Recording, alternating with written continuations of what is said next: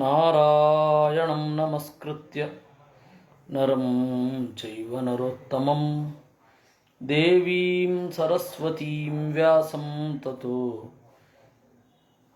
ಗ್ರಂಥಮುದೀರಯೇ M ಪ್ರವ್ರಜಂತಮನುಪೇತಮಪೇತಕೃತ್ಯಂ ದ್ವೈಪಾಯನೋ ವಿರಹಕಾತರ ಆಜುಹಾವ ಪುತ್ರಾ ಇತಿ ತನ್ಮಯತಯಾ ತರವೋಪಿ ನೇದುಃ ತಂ ಸರ್ವಭೂತಹೃದಯಂ ಮುನಿಮಾನತೋಸ್ಮಿ ಯಸ್ಯಾನುಭಾವಮಖಿಲಶ್ರುತಿಸಾರಮೇಕಂ ಅಧ್ಯಾತ್ಮದೀಪಮತಿತಿತೀರ್ಷತಾಂ ತಮೋಂಧಂ ಸಂಸಾರಿಣಾಂ ಕರುಣಯಾಃ ಪುರಾಣಗುಹ್ಯಂ ತಂ ವ್ಯಾಸಸೂನುಮುಪಯಾಮಿ ಗುರುಂ ಮುನೀನಾಂ ನಾರಾಯಣಂ ನಮಸ್ಕೃತ್ಯ ನರಂ ಚೈವ ನರೋತ್ತಮಂ ದೇವೀಂ ಸರಸ್ವತೀಂ ವ್ಯಾಸಂ ತತೋ ಗ್ರಂಥಮುದೀರಯೇ ಮಾತರಂ ಮೇ ಮಾತರಿಶ್ವನ್ ಪಿತರತುಲಗುರೋ ಭ್ರಾತರಿಷ್ಟಾಪ್ತಬಂಧೋ ಸ್ವಾಮಿನ್ ಸರ್ವಾಂತರಾತ್ಮನ್ನಜರ ಜರಯಿತರ್ಜನ್ಮ ಮೃತ್ಯಾಮಯಾನಾಂ ಗೋವಿಂದೇ ದೇಹಿ ಭಕ್ತಿಂ ಭವತಿ ಚ ಭಗವನ್ನೂರ್ಜಿತಾಂ ನಿರ್ನಿಮಿತ್ತಾಂ ನಿರ್ವ್ಯಾಜಾಂ ನಿಶ್ಚಲಾಂ ಸದ್ಗುಣಗಣಬೃಹತೀಂ ಶಾಶ್ವತೀಂ ಆಶುದೇವ. ಯುಧಿಷ್ಠಿರ ಪ್ರಶ್ನೆ ಮಾಡಿದ, ಭಾಗವತ ಧರ್ಮಗಳನ್ನು ನನಗೆ ಹೇಳ್ರಿ, ವಿಶೇಷತಃ ವರ್ಣ ಮತ್ತು ಆಶ್ರಮ ಇವುಗಳ ಕಟ್ಟುಪಾಡಿನಲ್ಲಿ ಇರುವ, ಇವುಗಳ ಕಟ್ಟುಪಾಡನ್ನು ಒಳಗೊಂಡ ಎಲ್ಲವನ್ನು ನನಗೆ ಹೇಳ್ರಿ.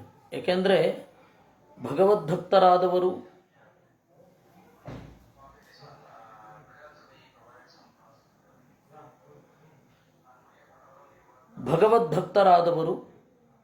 ಧರ್ಮವನ್ನು ತಿಳಿದಿರುತ್ತಾರೆ, ಬೇರೆಯವರಲ್ಲ. ಏಕೆಂದರೆ ಭಗವದ್ಭಕ್ತರಿಗೆ ಭಗವತ್ ಕೇಂದ್ರಿತವಾಗಿ ಧರ್ಮ ಹೇಗೆ ಮಾಡಬೇಕು ಅಂತ ಗೊತ್ತಿರುತ್ತೆ. ಭಾಗವತ ಧರ್ಮ ಅಂತಂದರೆ ಅಥವಾ ಧರ್ಮ ಅಂತಂದರೆ ಅದೊಂದು ಕೇವಲ ರಿಚುವಲಿಸ್ಟಿಕ್ ಅಲ್ಲ, ರಿಚುವಲ್ಸನ್ನು ಯಾರೂ ಧರ್ಮ ಅಂತ ಹೇಳೋಲ್ಲ ಅನ್ನೋದು ಇದರ ಅಭಿಪ್ರಾಯ. ಅದರಿಂದಾಗಿ ಯಾವುದೇ ಒಂದು ವಿಧಿಯ, ಯಾವುದೇ ಒಂದು ಆಜ್ಞೆಯ, ಶಾಸ್ತ್ರದ ಆಜ್ಞೆಯ ಸ್ಪಿರಿಟನ್ನು ತಿಳ್ಕೊಳ್ಬೇಕು, ಆಮೇಲೆ ಅದನ್ನು ಮಾಡಬೇಕು. ಅದನ್ನು ಹೇಳಿ ಅಂತ ಯುಧಿಷ್ಠಿರ ಕೇಳಿದ. ನಾರದ ಉವಾಚ, ನಾರದರು ಹೇಳ್ತಾರೆ, ನತ್ವಾ ಭಗವತೆ ಅಜಾಯ ಲೋಕಾನಾಂ ಧರ್ಮ ಹೇತವೇ ವಕ್ಷ್ಯೇ ಸನಾತನಂ ಧರ್ಮಂ ನಾರಾಯಣ ಮುಖಾಚ್ಯುತಂ. ಅಜಾಯ ಎಂದೂ ಹುಟ್ಟದ, ಭಗವತೆ ಷಡ್ಗುಣ ಐಶ್ವರ್ಯ ಸಂಪನ್ನನಾದ, ಲೋಕಾನಾಂ ಧರ್ಮ ಹೇತವೇ ಲೋಕದ ಧರ್ಮಕ್ಕೆ ಕಾರಣನಾದ. ಏಕೆಂದರೆ ಧರ್ಮ ಹೀಗಿರಬೇಕು ಅಂತ ಹೇಳಿದವನೇ ದೇವರು. ಹೀಗಾಗಿ ಧರ್ಮಕ್ಕೆ ಕಾರಣ ಅವನು, ಇದು ಒಂದು ರೀತಿ. ಇನ್ನೊಂದು, ಧರ್ಮ ಮಾಡಬೇಕು ಅಂತ ಇದ್ದರೆ ಅವನಿಗಾಗಿ, ಹೀಗಾಗಿ ಧರ್ಮ ಮಾಡಲಿಕ್ಕೆ ಕಾರಣ ಅವನೇ. ದೇವರು ಬೇಕು ಅಂತಾದರೆ ಧರ್ಮ ಮಾಡಬೇಕು. ಅಂತಹ ಧರ್ಮಹೇತುವಾದ ನಾರಾಯಣನಿಗೆ ನಮಸ್ಕಾರ ಮಾಡಿ, ಆ ನಾರಾಯಣನೇ ಹೇಳಿದ ಸನಾತನಂ ವೇದ ಪ್ರತಿಪಾದ್ಯವಾದ, ಆದ್ದರಿಂದಲೇ ಅತ್ಯಂತ ಹಳೆಯದಾದ ಧರ್ಮವನ್ನು ನಾನು ಹೇಳ್ತೇನೆ. ಯೋವತೀರ್ಯಾತ್ಮನೋಂಶೇನ ದಾಕ್ಷಾಯಣ್ಯಾಂತು ಧರ್ಮತಃ ಲೋಕಾನಾಂ ಸ್ವಸ್ಥಯೇಧ್ಯಾಸ್ತೆ ತಪೋ ಬದರಿಕಾಶ್ರಮೇ. ಯಾರು ಅಂಶೇನ ಅವತೀರ್ಯ, ಒಂದು ರೂಪದಿಂದ ಅವತಾರ ಮಾಡಿ, ಯಾರಿಂದ? ದಾಕ್ಷಾಯಣ್ಯಾಂ, ದಕ್ಷನ ಮಗಳು ಮೂರ್ತಿದೇವಿಯಿಂದ. ಗಂಡ ಯಾರು ಅಂದರೆ ದಾಕ್ಷಾಯಿಣಿಯಾದ ದಾಕ್ಷಾಯಿಣಿ ಅಂದರೆ ದಕ್ಷನ ಮಗಳು ಅಂತ. ದಕ್ಷನ ಮಗಳು ಮೂರ್ತಿದೇವಿ. ಅವಳು ಮದುವೆ ಆಗಿದ್ದು ಯಮಧರ್ಮನನ್ನು. ಅಲ್ಲಿ 4 ಜನ ಮಕ್ಕಳು ಹುಟ್ಟಿದ್ದು, ಅದರಲ್ಲಿ ನಾರಾಯಣ ಒಬ್ಬ. ಆ ದಕ್ಷನ ಹೆಂಡತಿ ದಕ್ಷನ ಮಗಳು ಮೂರ್ತಿ ದೇವಿಯಲ್ಲಿ ಯಮಧರ್ಮನಿಂದ ಹುಟ್ಟಿದ್ದು 4 ಜನ. ಒಬ್ಬ ನರ ಶೇಷನ ಅವತಾರ, ಇನ್ನೊಂದು ಹರಿ, ಕೃಷ್ಣ, ನಾರಾಯಣ ಅಂತ ಈ 3 ಜನ. ಅದರಲ್ಲಿ ನಾರಾಯಣ ಪಂಚರಾತ್ರ ಆಗಮಗಳನ್ನು ರಚನೆ ಮಾಡಿದವ. ಸ್ಮೃತಿಶ್ಚ ತದ್ವಿದಾಂ ರಾಜನ್ ಏನ ಚಾತ್ಮ ಲೋಕಾನಾಂ ಸ್ವಸ್ಥಯೇ ಅಧ್ಯಾಸ್ತೆ ತಪೋ ಬದರಿಕಾಶ್ರಮೇ. ಲೋಕಾನಾಂ ಎಲ್ಲ ಸಜ್ಜನರ ಸ್ವಸ್ಥಯೇ ಮಂಗಳಕ್ಕಾಗಿ ಬದರಿಕಾಶ್ರಮೇ, ಬದರಿಕಾಶ್ರಮದಲ್ಲಿ ತಪಃ ಅಧ್ಯಾಸ್ತೆ ಆಲೋಚನಾತ್ಮಕವಾದ ತಪಸ್ಸನ್ನು ಮಾಡ್ತಾ ಇದ್ದಾನಲ್ಲ, ಅಂತಹ ನಾರಾಯಣ ಬರೆದದ್ದನ್ನು ನಾನೀಗ ಹೇಳುತ್ತೇನೆ. ಧರ್ಮಮೂಲಂ ಹಿ ಭಗವಾನ್ ಸರ್ವವೇದಮಯೋ ಹರಿ ಸ್ಮೃತಿಶ್ಚ ತದ್ವಿದಾಂ ರಾಜನ್ ಏನ ಚ ಆತ್ಮ ಪ್ರಸೀದತಿ. ಧರ್ಮಮೂಲಂ ಹಿ ಭಗವಾನ್, ಧರ್ಮದ ಮೂಲ ನಾರಾಯಣ. ಅಂದರೆ ಅವನು ಹೇಳಿದ್ದು ನಂತರ ಸ್ವಲ್ಪ ಬದಲಾವಣೆಗಳೊಂದಿಗೆ ಅದೇ ಸ್ಪಿರಿಟ್ಟನ್ನು ಇಟ್ಕೊಂಡು ಬಂದಿರುತ್ತೆ.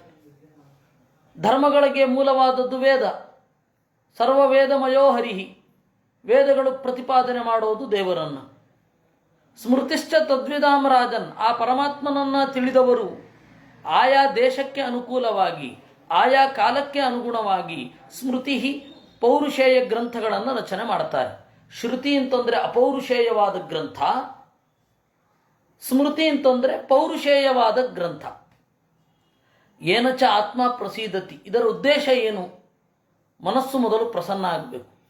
ಮನಸ್ಸು ಉದ್ವೇಗಗೊಳಿಸೋದಾದರೆ ಅದು ಧರ್ಮ ಅಲ್ಲ. ನೀವು ವೇದ ಓದಿದಾಗ ಮನಸ್ಸು ಶಾಂತ ಆದರೆ ನೀವು ಸರಿಯಾದ ದಾರಿಯಲ್ಲಿ ಹೋಗ್ತಾ ಇದ್ದೀರಾ ಅಂತ ಅರ್ಥ. ನೀವು ಸ್ಮೃತಿ ಗ್ರಂಥಗಳನ್ನು ಓದಿದಾಗ ಯಾವ ನಿಮಗೆ ಯೋಗ್ಯವಾದ ದಾರಿಯನ್ನು ಆಯ್ದುಕೊಂಡ್ರೆ ಮನಸ್ಸು ಶಾಂತ ಆದರೆ ನೀವು ಸರಿಯಾಗಿ ಅದನ್ನು ಅರ್ಥ ಮಾಡ್ಕೊಂಡಿದ್ದೀರಾ ಅಂತ ಅರ್ಥ. ಮನಸ್ಸು ಉದ್ವೇಗಗೊಂಡ್ರೆ, ಜಗತ್ತೆಲ್ಲ ಭಯಂಕರ ಅಂತ ಅನ್ನಿಸಿದರೆ ಅಂತಹ ಗ್ರಂಥಗಳು ಸರಿ ಇರುತ್ತವೆ, ನೀವು ನಿಮ್ಮ ಗ್ರಹಿಕೆ ತಪ್ಪು ಅಂತ. ಹಾಗೆ ಮೂಲಭೂತವಾಗಿ ನಮ್ಮ ನಡೆ ಅನ್ನೋದು ಧರ್ಮ.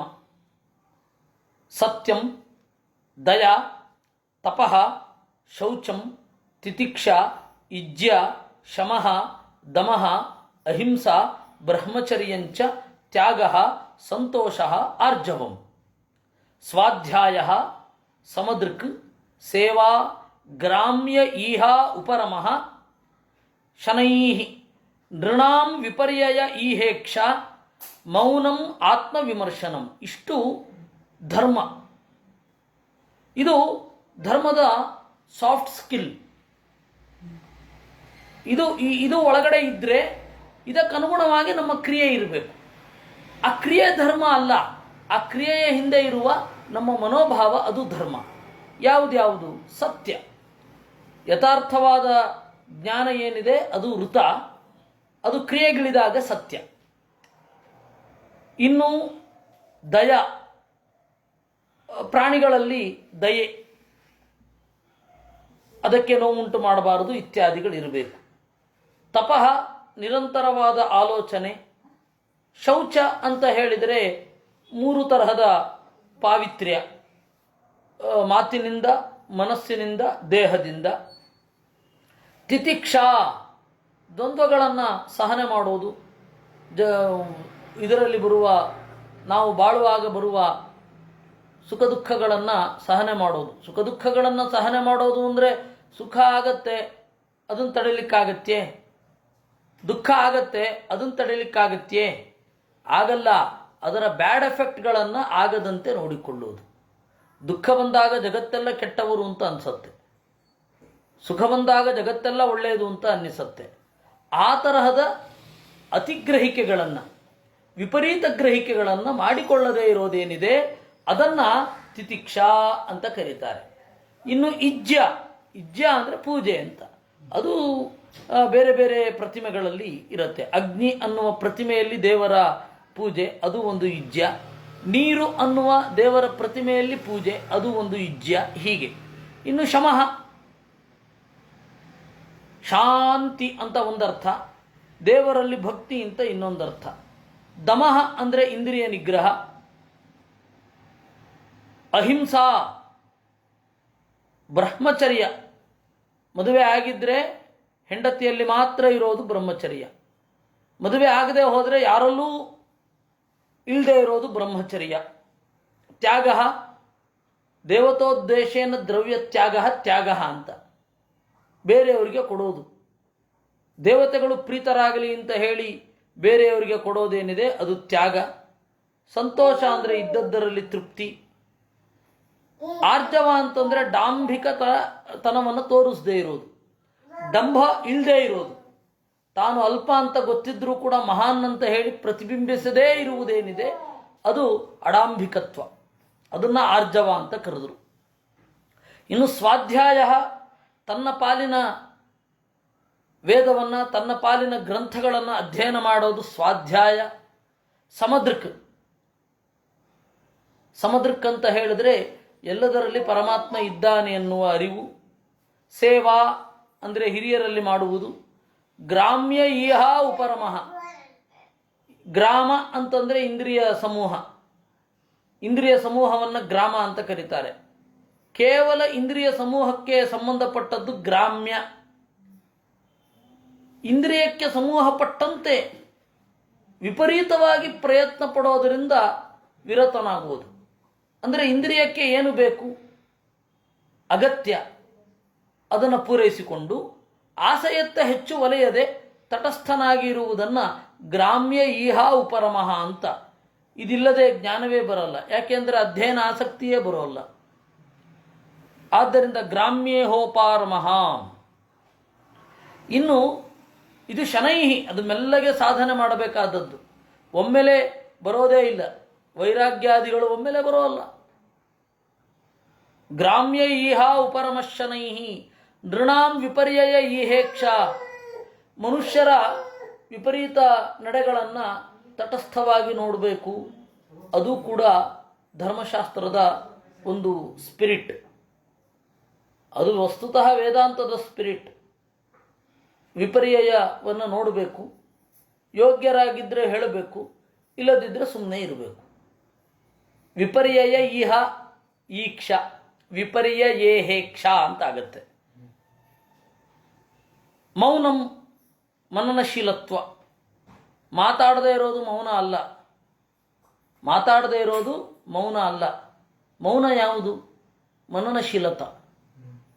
ಕೆಲವೊಬ್ಬರು ಮಾತಾಡಲ್ಲ ಅಂತ ಹೇಳಿ ಚೀಟಿ ಬರೆದು ಕಳಿಸ್ತಾ ಇರ್ತಾರೆ. ಈಗ ಮೆಸೇಜು, ನಾನು ಏಕಾದಶಿ ಮೌನ, ಮೆಸೇಜ್ ಮಾಡ್ತಾನೇ ಇರೋದು. ಬೇಕಿಲ್ಲ ಅದು. ಅದು ಯಾವ ಮೌನ? ಮೌನ ಅಂದರೆ ಪೂರ್ತಿ ಮೌನ. ಅದು ಒಳಗಡೆಯಿಂದ ಬರಬೇಕು. ನಾನು ಇದನ್ನು ಮಾತನಾಡೋಲ್ಲ ಅಂತ. ಅದರಿಂದ ಮೌನಂ. ಆತ್ಮವಿಮರ್ಶನಂ. ಆತ್ಮವಿಮರ್ಶೆ ಬಗ್ಗೆ DVG ಕೂಡ ಬಹಳ ಒತ್ತಿ ಹೇಳ್ತಾರೆ. ಮೊದಲು ಹೇಳಿದ್ದು ದಾಸರಾಯರು ಕನ್ನಡದಲ್ಲಿ, ಮನವ ಶೋಧಿಸಬೇಕು ನಿತ್ಯ ಅಂತ. DVGಯು ಅವರ ಕಗ್ಗದಲ್ಲಿ ಹೇಳ್ತಾರೆ, ನೀನು ಅನ್ನ ಉಣ್ಣುವ ಮುನ್ನ ಯೋಚನೆ ಮಾಡು, ಇದು ರಕ್ತವನ್ನು, ಬೇರೆಯವರ ರಕ್ತವನ್ನು ಬಸಿದು ತೆಗೆದುಕೊಂಡ ತುತ್ತೋ ಅಥವಾ ನನ್ನ ಬೆವರಿನಿಂದ ಬಂದ ದುಡಿಮೆಯೋ ಅಂತ ಯೋಚನೆ ಮಾಡು ಅಂತ. ಎಲ್ಲ ಆಯಾಮಗಳಲ್ಲಿ ಆತ್ಮವಿಮರ್ಶೆ ಅನ್ನೋದು ಇರಬೇಕು. ಅನ್ನದಾದ್ಯಾದೇಹ ಸಂವಿಭಾಗ ಭೂತೇಭ್ಯಶ್ಚ ಯಥಾರ್ಹತಃ ತೇಷ್ವೇ ಆತ್ಮದೇವತಾ ಬುದ್ಧಿ ಸುತರಾಂ ಋಷು ಪಾಂಡವ. ಅನ್ನದಾದ್ಯೇಹೆ, ಅನ್ನ ಮೊದಲಾದವುಗಳ ವಿಭಾಗ ಮಾಡಬೇಕು. ಅದು ಶಾಸ್ತ್ರದಲ್ಲಿ ಬಹಳ ಮಹತ್ವವನ್ನು ಪಡ್ಕೊಂಡಿದೆ. ನಾವು ಅನ್ನದ ವಿಭಾಗವನ್ನು ಊಟದಲ್ಲಿ ಹಲವಾರು ರೀತಿಯಾಗಿ ಮಾಡ್ತೇವೆ. ಮೊದಲು ಪ್ರಾಣಿಗಳಿಗೆ ನಾವೇನು ಮಾಡ್ತೇವೆ, ತೆಗೆದಿಡುತ್ತೇವೆ. ಅದನ್ನು ಚಿತ್ರ ಮತ್ತು ಚಿತ್ರಗುಪ್ತಾಯ ನಮಃ ಅಂತ. ವಸ್ತುತಸ್ತು ಚಿತ್ರಾಹುತಿ ಅಂತ ತೆಗೆದಿಡ್ತೇವಲ್ಲ, ಸೂರ್ಯ ಏನು ತಗೊಳ್ಳೋಲ್ಲ. ಅಥವಾ ಚಿತ್ರಗುಪ್ತ ಅವನು ಯಾರು ತಗೊಳ್ಳೋಲ್ಲ, ಮಹಾಲೇಖಪಾಲ್ ಅವರೇನು ತಗೊಳ್ಳೋಲ್ಲ. ಅವರು ತಗೊಳ್ಳೋದು ಅದರ ಭಾವವನ್ನು. ಹಾಗಾದರೆ ಅದರ ಹೆಸರಿನಲ್ಲಿ ಭೂತಬಲಿ, ಅವಾಗೆಲ್ಲ ಮನೆ ಇರ್ತಿತ್ತು, ಮನೆ ಸುತ್ತ ತೋಟ ಇರ್ತಿತ್ತು, ಅಲ್ಲಿ ಹೋಗಿ ಇಟ್ಟು ಬರ್ತಾ ಇದ್ರು. ವಸ್ತುತಃ ಅದು ಇಟ್ಟ ಮೇಲೆ ಅತಿಥಿಗಳನ್ನು ಕಾಯಬೇಕು. ಊರ ಸರ್ಕಲ್ನ ಮಧ್ಯೆ ಬಂದು ಯಾರಾದರೂ ಅತಿಥಿಗಳಿದ್ದೀರಾ ಇದ್ದೀರಾ ಅಂತ ಹೇಳಿ ಗಟ್ಟಿಯಾಗಿ ಕೂಗಿ, ಯಾರು ಇರಲಿಲ್ಲ ಅಂತಂದರೆ ಒಳಗಡೆ ಹೋಗಬೇಕು, ಊಟ ಮಾಡಬೇಕು. ಇಷ್ಟು ಮಾಡುವಾಗ 2:30 ಆಗತ್ತೆ ಊಟ, ಕಾಯಬೇಕಾಗತ್ತೆ. ಈ ಪದ್ಧತಿ ಮನೆಯಲ್ಲಿ ಉಳಿದಿಲ್ಲ, ಕೇರಳದಲ್ಲಿ ದೇವಸ್ಥಾನಗಳಲ್ಲಿದೆ. ಹೀಗಾಗಿ ಕೇರಳದಲ್ಲಿ ದೇವಸ್ಥಾನದಲ್ಲಿದೆ, ಮನೆಯಲ್ಲಿ ಇಲ್ಲ.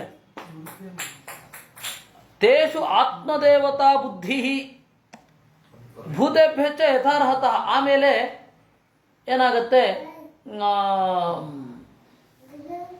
ಭೂತೇಭ್ಯ ಪ್ರಾಣಿಗಳಿಗೆ, ಮನುಷ್ಯರಿಗೆ, ಕಡೆಗೆ ನಾವು ಭಾವನಾತ್ಮಕವಾಗಿ ಒಂದಕ್ಕೆ ಕನೆಕ್ಟೆಡ್ ಇರ್ತೇವೆ. ಸತ್ತು ಹೋದವರಿಗೆ ಏನು ಮಾಡೋದು? ಅದಕ್ಕೆ ರೌರವೇ ಅಪುಣ್ಯ ನಿಲಯೇ ಪದ್ಮ ಅರ್ಬುದ ನಿವಾಸಿನಾಂ ದತ್ತಂ ಉದಕಂ ಅಕ್ಷಯ್ಯಮನ್ನತ್ವೇ ನೋಪತಿಷ್ಠತು ಅಂತ ಕಡೆಯಲ್ಲಿ ಆ ಎಂಜಲು ನೀರಿನಿಂದ ಅವರಿಗೆ ಬಿಡಬೇಕು. ನರಕದಲ್ಲಿ ಬಿದ್ದು ಒದ್ದಾಡುವವರಿಗೆ ನಾನು ಈ ಉಚ್ಚಿಷ್ಟವನ್ನು ತರ್ಪಣವನ್ನಾಗಿಸುತ್ತೇನೆ. ಅಲ್ಲಿ ತರ್ಪಣ ಆಗಿಸುತ್ತೇನೆ ಅಂದರೆ ಅದೇ ಹೋಗಿ ನಮ್ಮ ಭಾವನೆ ಅವರಿಗೆ ಹೊಟ್ಟೆ ತುಂಬಿಸುತ್ತೆ, ಇದೇ ಹೋಗ್ಬಿಡಲ್ಲ. ಈಗ ಅಮೃತಾಪಿಧಾನಮಸಿ ಅಮೃತೋಪಸ್ತರಣಮಸಿ ಅಂತ ಹೇಳ್ತೇವೆ. ಅದಕ್ಕೆ ಬೇಂದ್ರೆಯವರು ಬಹಳ ಚೆನ್ನಾಗಿ ನೀರು ಪ್ರಾಣನ ಬಟ್ಟೆ ಅಂತ ಹೇಳಿದ್ದಾರೆ. ನೀರು ಪ್ರಾಣನ ಬಟ್ಟೆ. ಕೆಳಗಡೆ ಒಂದು ಬಟ್ಟೆ ಉಟ್ಕೊಳ್ಳೋದು. ಅಮೃತಾಪಿಧಾನಮಸಿ, ಮೊದಲು ನಾವು ನೀರು ಕುಡಿತೇವೆ ಊಟಕ್ಕಿಂತ ಮೊದಲು. ಅಮೃತ ಅಪಿಧಾನಮಸಿ, ಅಮೃತ ಅಂದರೆ ಅಲ್ಲಿ ಪ್ರಾಣ, ಪ್ರಾಣದೇವನ ಕೆಳಗಿನ ಬಟ್ಟೆ. ಆಮೇಲೆ ಅಮೃತಾಪಿಧಾನಮಸಿ, ಆಮೇಲೆ ಊಟ ಆದಮೇಲೆ ಅಲ್ಲಿ ಪ್ರಾಣಾಹುತಿ ಅಂತ ಇರುತ್ತೆ. ಪ್ರಾಣಾಹುತಿಯೇ ಅದು. ಅನುಸಂಧಾನ ಮಾಡಿ ತಗೊಂಡ್ರೂ ಪ್ರಾಣಾಹುತಿಯೇ, ಅನುಸಂಧಾನ ಮಾಡದೆ ತಗೊಂಡ್ರೂ ಪ್ರಾಣಾಹುತಿಯೇ. ನಾವು ಅನುಸಂಧಾನ ಮಾಡಬೇಕಾದ್ರೆ ಏನು ಹೇಳ್ತೇವೆ, ಸಾಂಕೇತಿಕವಾಗಿ ಅದು ತಗೊಳ್ಳೋದು 6 ಸರ್ತಿ 5 ಸರ್ತಿ ಪ್ರಾಣಾಯ ಸ್ವಾಹ. ನಾವು ತಿನ್ನುವ ಅನ್ನ ಪ್ರಾಣ, ಅಪಾನ, ವ್ಯಾನ, ಉದಾನ, ಸಮಾನ ಈ ಕ್ರಿಯೆಗಳಿಗೆ ಅನುಕೂಲ ಆಗಲಿ, ಅದು ಆ ರೀತಿ ಪ್ರಾಣದೇವರು ಮಾಡಲಿ ಅಂತ ಪ್ರಾಣನ ಆಹುತಿ ಅಂತ. ಆಮೇಲೆ ನೀರು ಕುಡಿಯೋದು, ಅದು ನೀರು ಮೇಲ್ಗಡೆಯ ಬಟ್ಟೆ. ಅಮೃತ ಅಪಿಧಾನಮಸಿ, ಅಮೃತ ಉಪಸ್ತರಣಮಸಿ, ಅಲ್ಲಿಯೂ ಅನ್ನದ ವಿಭಾಗವೇ ಇರೋದು. ಉಪಸ್ತರಣ ಅಂತಂದ್ರೆ ಮೇಲ್ಗಡೆ ಹೊದ್ಕೊಳ್ಳೋದು. ಉಪಸ್ತರಣ ಅಂದ್ರೆ ಮೇಲ್ಗಡೆ ಹೊದ್ಕೊಳ್ಳೋದು, ಅಪಿಧಾನ ಅಂದ್ರೆ ಕೆಳಗಡೆ ಸುತ್ತಕೊಳ್ಳೋದು. ಅದು ಕೆಲವೊಮ್ಮೆ ಉಲ್ಟಾನೂ ಆಗುತ್ತೆ. ಉಪಸ್ತರಣ ಅಂದ್ರೆ ಕೆಳಗಡೆ ಹಾಕಿಕೊಳ್ಳೋದು, ಅಪಿಧಾನ ಅಂದ್ರೆ ಮೇಲ್ಗಡೆ ಹೊದ್ಕೊಳ್ಳೋದು. ಅದು ಇಂಟರ್ಚೇಂಜ್, ಎರಡೂ ತರಹ ಶಾಸ್ತ್ರಗಳಲ್ಲಿ ಬಳಸ್ತಾರೆ. ಅದರಿಂದಾಗಿ ಭೂತೇಭ್ಯಶ್ಚ ಯಥಾರ್ಹತಃ ತೇಷು ಆತ್ಮದೇವತಾ ಬುದ್ಧಿ. ಇವರಲ್ಲೆಲ್ಲ ನನ್ನ ಅಂತರ್ಯಾಮಿ ಯಾರೋ ಅವನೇ ಇವರ ಅಂತರ್ಯಾಮಿಯೂ ಆಗಿದ್ದಾನೆ ಅನ್ನೋದು ಧರ್ಮಶಾಸ್ತ್ರದ ಸ್ಪಿರಿಟ್. ಅದು ಸುತರಾನ್ ಋಷು, ವಿಶೇಷವಾಗಿ ಮನುಷ್ಯರಲ್ಲಿ. ಪ್ರಾಣಿಗಳಲ್ಲಿ ನಾವು ದೇವರ ಅತ್ಯುತ್ತಮವಾದ ಅಭಿವ್ಯಕ್ತಿಯನ್ನು ಕಾಣಲಿಕ್ಕೆ ಬರಲ್ಲ. ಅತ್ಯುತ್ತಮವಾದ ಅಭಿವ್ಯಕ್ತಿಯನ್ನು ಕಾಣಲಿಕ್ಕೇನು ಬರೋಲ್ಲ ದೇವರಲ್ಲಿ, ಇದು ಪ್ರಾಣಿಗಳಲ್ಲೆಲ್ಲ. ನಾವು ನಾಯಿಯನ್ನು ಹಾಗೆ ಪೂಜೆ ಮಾಡ್ತೇವೆ ಅಂತಂದರೆ ಅದರಲ್ಲಿ ದೇವರ ಅಭಿವ್ಯಕ್ತಿ ಹೆಚ್ಚಿಲ್ಲ. ಪ್ರಾಣಿಗಳಲ್ಲೆಲ್ಲ ಹೆಚ್ಚಿಲ್ಲ. ಅತ್ಯಂತ ಹೆಚ್ಚು ಇರೋದು ಗೋವುಗಳು. ಅವು ಮನುಷ್ಯರ ತರಹವೇ ಪ್ರೀತಿಯನ್ನು ತೋರಿಸ್ತವೆ, ತಾಯಿಯ ತರಹವೇ ಪ್ರೀತಿಯನ್ನು ತೋರಿಸ್ತಾರೆ. ಅದಕ್ಕಿಂತಲೂ ಮಿಗಿಲಾಗಿ ನಮಗೆ ಇರತಕ್ಕಂಥದ್ದು ನೃಷು ಮನುಷ್ಯರಲ್ಲಿ ಅಂತರ್ಯಾಮಿ ವಿಶೇಷವಾಗಿ ಅಭಿವ್ಯಕ್ತನಾಗ್ತಾನೆ ಅಂತ ಚಿಂತಿಸೋದು. ಅದರಿಂದಾಗಿ ಅಹಿಂಸೆ ಮೊದಲಾದವುಗಳಿಗೆಲ್ಲ ಅರ್ಥ ಬಂತು. ಶ್ರವಣಂ ಕೀರ್ತನಂ ಚಾಸ್ಯ ಸ್ಮರಣಂ ಮಹತಾಂ ಗತೇ ಸೇವೇಜ್ಯಾವನತಿ ಸಖ್ಯಂ ದಾಸ್ಯಂ ಆತ್ಮಸಮರ್ಪಣಂ.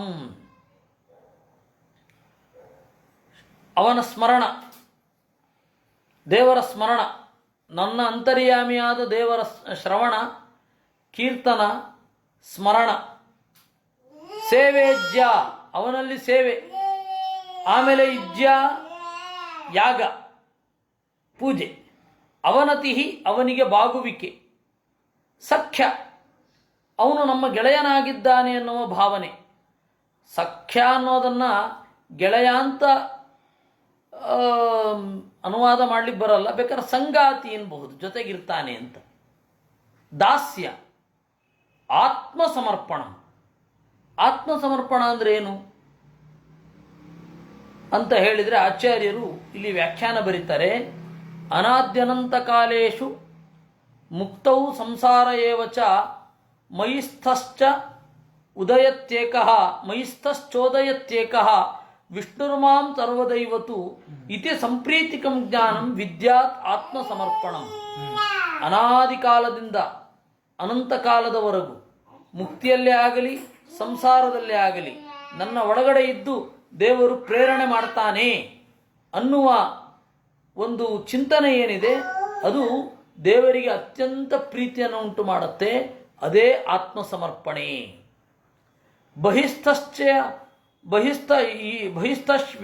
ಬಹಿಸ್ಥ ಈಶ್ವರ ದಾಸತ್ವಂ ದಾಸ್ಯಮಿತ್ಯುಚ್ಯತೆ ಬುಧೈ. ಹೊರಗಡೆ ಇರುವ ದೇವರ ದಾಸ ಅಂದರೆ ಪ್ರತಿಮೆಯಲ್ಲಿ ನಾವು ಅನುಸಂಧಾನ ಮಾಡಿ ಸೇವೆಗಳನ್ನೆಲ್ಲ ಮಾಡೋದು, ಅದು ದಾಸ್ಯ ಅಂತ. ನೇರವಾಗಿ ದೇವರೇ ಸಿಗಲಿ ಅಂತ ಹೇಳಿ ಪ್ರತಿಮೆಯಲ್ಲಿ ದೇವರನ್ನು ಅನುಸಂಧಾನ ಮಾಡಿ ಸೇವೆಯನ್ನು ಮಾಡೋದು, ಇದು ದಾಸ್ಯ, ಇದು ಆತ್ಮಸಮರ್ಪಣ. ನೃಣಾಮಯಂ ಪರೋ ಧರ್ಮ ಸರ್ವೇಷಾಂ ಸಮುದಾಹೃತಃ ತ್ರಿಂಶಲ್ಲಕ್ಷಣ ಸಂಯುಕ್ತಃ ಸರ್ವಾತ್ಮ ಏನ ತುಷ್ಯತಿ. ಇದು ಮನುಷ್ಯರ ಪರಮಧರ್ಮ. ತ್ರಿಂಶಲ್ಲಕ್ಷಣ ಸಂಯುಕ್ತಃ ಸರ್ವಾತ್ಮ ಏನ ಪಶ್ಯತಿ. ಇದರಿಂದ ದೇವರು ಅತ್ಯಂತ ಪ್ರೀತನಾಗುತ್ತಾನೆ. ಎಲ್ಲ ಲಕ್ಷಣಗಳಿಂದ ಕೂಡಿರುವ ದೇವರು ಪ್ರೀತನಾಗುತ್ತಾನೆ. ಸಂಸ್ಕಾರ ಯದ್ಯ ವಿಚ್ಛಿನ್ನಾ ಸದ್ವಿಜೋ ವೈದಿಕಾದಯ ಇಜ್ಜಾಧ್ಯಯನ ದಾನಾನಿ ವಿಹಿತಾನಿ ದ್ವಿಜನ್ಮನಾಂ. ಸಂಸ್ಕಾರಗಳು ಅವಿಚ್ಛಿನ್ನವಾಗಿರಬೇಕು. ಆ ಎಲ್ಲ ಸಂಸ್ಕಾರಗಳಲ್ಲಿ ಅಂದರೆ ಈ ದೇಹಕ್ಕೆ ಆಗುವ 16 ಸಂಸ್ಕಾರಗಳು ಅದು ಅವಿಚ್ಛಿನ್ನವಾಗಿದ್ದರೆ ದೇವರಲ್ಲಿ ಸ್ಮರಣೆ ಬರುತ್ತೆ. ದ್ವಿಜೋ ವೈದಿಕಾದಯ ಇಜ್ಜಾಧ್ಯಯನ ದಾನಾನಿ. ವಿಶೇಷತಃ ಇಜ್ಯ ದೇವರ ಪೂಜೆ, ಅಧ್ಯಯನ, ವೇದಾಂತಗಳ ಚಿಂತನೆ, ದಾನ, ಇವು ದ್ವಿಜನ್ಮನಾಂ ವಿಹಿತಾನಿ. ಎಲ್ಲ ದ್ವಿಜರಿಗೆ ವಿಹಿತವಾದದ್ದು. ಅಂದರೆ ಮುಂಜಿ ಮಾಡಿಕೊಳ್ಳುವವರು 3 ಜನ, ಅವರಿಗೆ ವಿಹಿತವಾದದ್ದು. ಬ್ರಾಹ್ಮಣರು, ಕ್ಷತ್ರಿಯರು, ವೈಶ್ಯರು. ಇದರಲ್ಲಿ ಕಡೆಯ ತಿರುವು ಒಂದಿದೆ. ಯಸ್ಯ ಯಲ್ಲಕ್ಷಣಂ ಪ್ರೋಕ್ತಂ ಪುಂಸಾಂ ಯದ್ ವರ್ಣಾದಿ ವ್ಯಂಜಕಂ. ಅಲ್ಲಿ ಒಳಗಡೆಯ ವರ್ಣವನ್ನು ಹೇಳೋದು, ಹೊರಗಡೆಯದ್ದಲ್ಲ. ಇದು ಸಾಮಾನ್ಯ ಧರ್ಮವನ್ನು ಹೇಳ್ತಾ ಇರೋದು. ವಿಶೇಷ ಧರ್ಮವನ್ನು ನಾವು ನೋಡಿ ತಿಳ್ಕೊಳ್ಬೇಕು, ಅವನ ವಿಶೇಷ ಏನಿದೆ ಅಂತ. ಇದು ಏನು ಸಾಮಾನ್ಯ ಧರ್ಮ, ಅವು ವಿಶೇಷ ಧರ್ಮವನ್ನು ಅಲ್ಲಿ ಹೇಳ್ತಾರೆ. ಕಡೆಯ ತಿರುವಿನ ತನಕ ಕಾಯಬೇಕು. ಜನ್ಮ ಕರ್ಮಾವದಾತಾನಾಂ ಕ್ರಿಯಾಶ್ಚ ನಿಗಮೋದಿತಾಃ ವಿಪ್ರಸ್ಯ ಅಧ್ಯಾಪನಾದೀನಿ ತಥೋನ್ಯಸ್ಯ ಅಪರಿಗ್ರಹ. ಜನ್ಮ ಹುಟ್ಟು ಶುದ್ಧವಾಗಿ ಇರಬೇಕು. ಹುಟ್ಟು ಶುದ್ಧವಾಗಿದ್ದರೆ ಮಾತ್ರ ವೇದಾಂತದಲ್ಲಿ ಅರಿವು ಮೂಡುತ್ತೆ. ಕೆಲವೊಬ್ಬರಿಗೆ ಹುಟ್ಟು ಶುದ್ಧವಾಗಿರುತ್ತೆ, ವೇದಾಂತದಲ್ಲಿ ಅರಿವು ಮೂಡಬೇಕು ಅಂತಿರಲ್ಲ.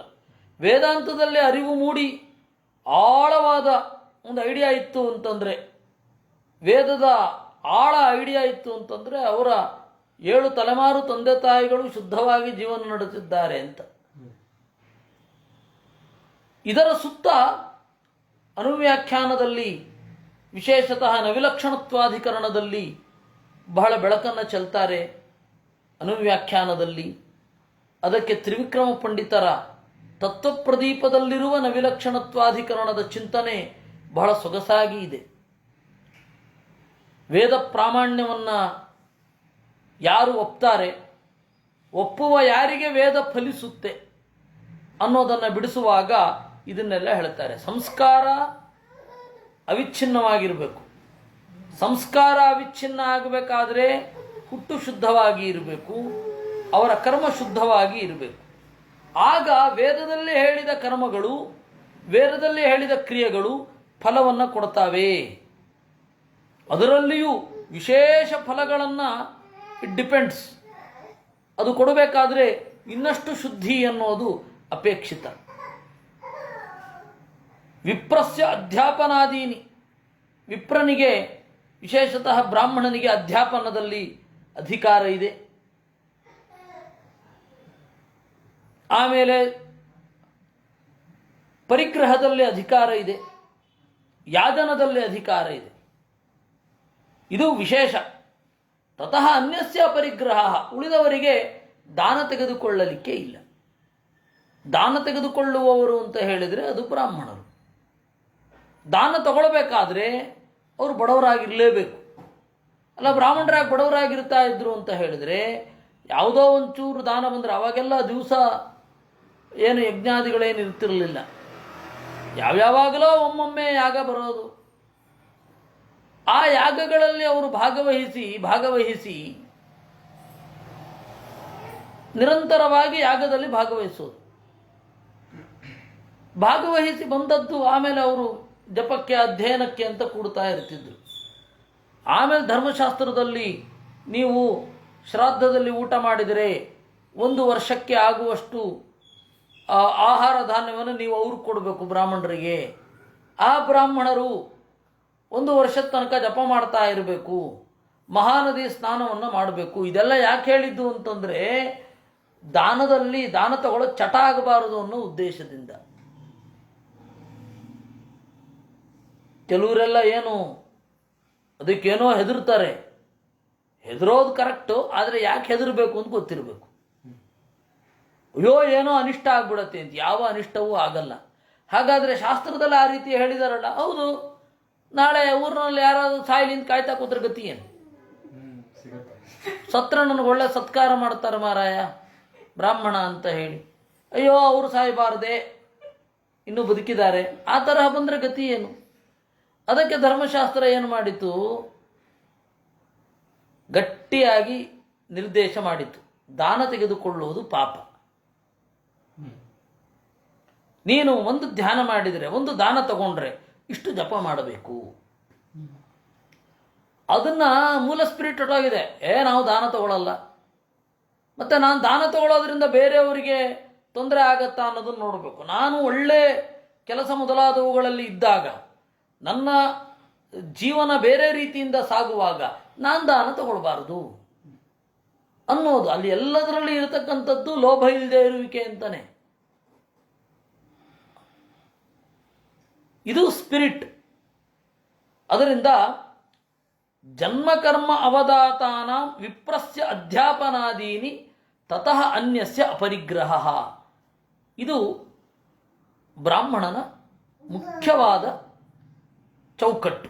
ಈ ಚೌಕಟ್ಟಿನಲ್ಲಿ ಅವನ ಉಳಿದ ಎಲ್ಲ ಕ್ರಿಯೆಗಳು ಇರಬೇಕು. ರಾಜ್ಞೋ ವೃತ್ತಿ ಪ್ರಜಾಗೋಪ್ತು ಅವಿಪ್ರಾದ್ವಾ ಕರಾದಿಭಿ ವೈಶ್ಯಸ್ತು ವಾರ್ತಾವೃತ್ತಿಸ್ಯ ನಿತ್ಯಂ ಬ್ರಹ್ಮಕುಲಾನುಗಃ. ರಾಜ ಪ್ರಜೆಗಳನ್ನು ರಕ್ಷಣೆ ಮಾಡಬೇಕು.